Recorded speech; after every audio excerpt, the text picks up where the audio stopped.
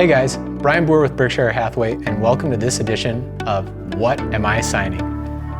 This is 1 year's worth of real estate transactions, a lot of paper. And with more and more forms being signed electronically, people need the opportunity to really learn about what they're signing. So hopefully these videos help. Let's get into today's form. So today I want to talk about the seller's property disclosure form, or the seller property disclosure statement. In Minnesota, it's a nice big packet. Comes with about 10 pages plus a couple pages at the end that gives a buyer information about radon. So how do you fill these out? So from a seller's side, because both the seller and buyer are going to sign off on these at some point. From a seller's side, this should be filled out before you ever list your property. These forms are going to ask you a ton of questions about the house, your experiences living in the house. What I tell people is, be as thorough in these things as you can. One, the more thorough you are, the more likely you're going to avoid any issues down the road, any kind of vague areas where a buyer maybe thinks that you didn't properly disclose something. The other thing that I find is if a seller is really thorough in filling these out, a buyer looks at it and says, oh my gosh, this guy knows everything about his house. They're obviously not hiding anything. They know that, oh, they lost 4 shingles in 1996, and they even have a note of it. It just makes a buyer feel really comfortable.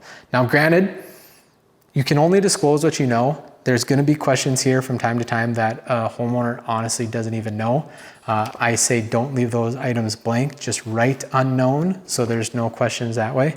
And then for a buyer should be reading this statement, actually read it. Don't just click the DocuSign thing, actually read these when you're putting in your offer.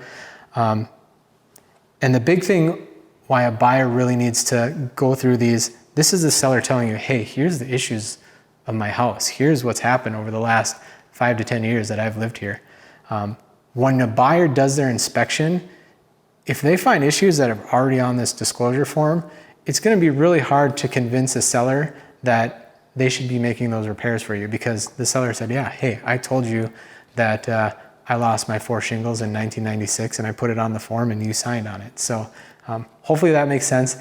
It's kind of my 2 cents on the seller property disclosure forms. But if you have any specific questions about the seller property disclosure form, feel free to reach out to me. I'll do the best I can. Obviously, if your property is listed with somebody else, I can't really give you advice on what you need to be disclosing and what you can't.